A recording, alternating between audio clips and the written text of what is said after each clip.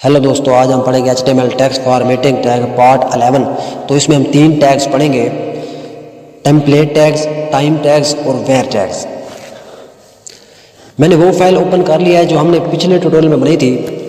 तो सबसे पहला जो टैग्स है वो है हमारा टेम्पलेट टैग्स। मैं इसकी हेडिंग दे देता हूँ।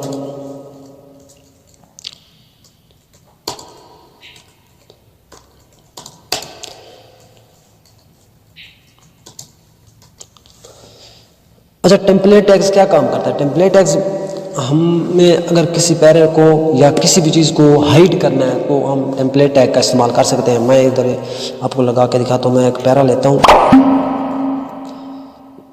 10 वर्ड का ले लेते हैं एक पैरा, ठीक है। अब एक पैरा और ले लेते हैं, ठीक है। 10 वर्ड का एक पैरा और ले लेते हैं, ठीक है। मैं इसको सेव करके आपको चेक कराता हूँ। ये देखें, ये 2 पैरे आ रहे हैं। हम एक टैग पहले पैरे में हम लगा लेते हैं जी अपना टेम्पलेट टैग्स, ठीक है। मैं इसमें लगा लेता हूँ।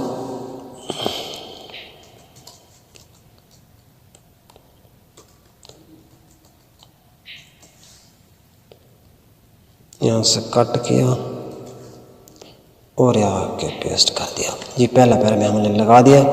सेव करते हैं। ये देखें जी, एक जो पैरा है वो हमारा हाइड हो चुका है। इस तरह टेम्पलेट टैग जो है हमारा इस तरह काम करता है। इसके बाद जो टैग्स है वो है हमारा टाइम्स टैग्स। मैं उसकी हेडिंग दे देता हूँ, ठीक है।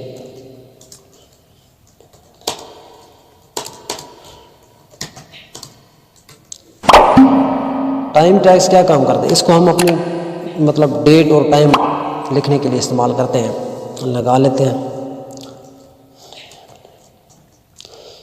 क्या टाइम है आज, ठीक है। टाइम हो गया जी 8:50 PM, ठीक है। और डेट भी लिख लेते हैं, डेट 23, ठीक है, 2 फरवरी सन 2024, ठीक है। मैं इधर सेव करता हूँ, दिखाता हूँ आपको। ये देखें जी, ये हमारा टाइम और डेट आ रहा है। हम ऐसे भी लिख सकते थे।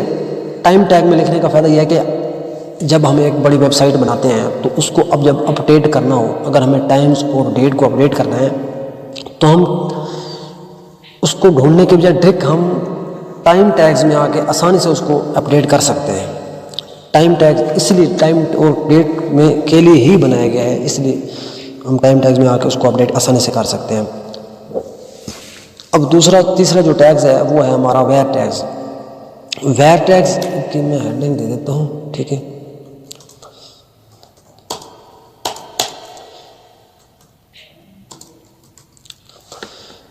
अच्छा, वेयर टैग्स, इसकी फुल मीनिंग है वेरिएबल टैग्स। मैं आपको एक पैरा ले लेता हूँ, पहले चेक करा लेते हैं, पहले लिख लेते हैं। 10 वर्ड का एक पैरा ले लेते हैं, ठीक है। अब एक में हम लगा लेते हैं अपना ये वेयर टैग्स। एक ले लेते हैं, हम ले लेते हैं टैग्स लगा लेते हैं वेयर टैग, ठीक है। दिस इज ए वेरिएबल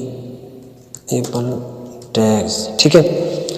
ये वेरिएबल्स टैग्स है, इसमें हम वेरिएबल्स लिखते हैं। मैं आपको पहले चेक करा के दिखाता हूँ। सेव करते हैं।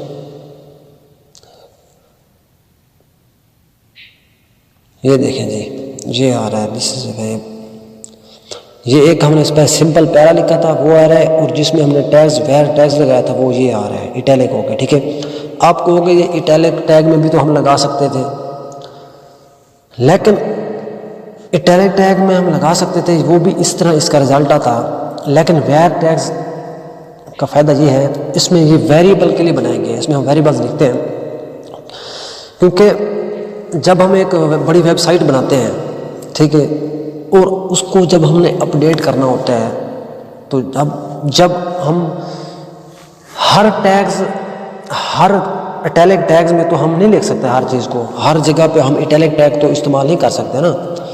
तो जब हमने अपने वेरिएबल को वेयर में रखा होगा तो हम डायरेक्ट इसमें आके अपना इसको अपडेट कर सकते हैं। अब दोनों चीज़ों में इटैलिक चीज़ में रखा होगा, इटैलिक अगर इटैलिक टैग में अगर लिख देते हैं वेरिएबल को, तो हमें जब वेरिएबल को चाहिए तो हम कैसे पता लगाएंगे कि अब इटैलिक कौन से इटैलिक टैग में अब हमारा वेरिएबल है, किस इटैलिक टैग में लगाए, क्योंकि एक तो होगा नहीं, एक से ज़्यादा इटैलिक भी तो हो सकते हैं। इसलिए ये स्पेशल वेरिएबल टैग्स के लिए ही, वेयर टैग्स वेरिएबल टैग्स के लिए ही बनाए गए हैं। ठीक है, तो तब तक के लिए इतना ही। Thank you, take care.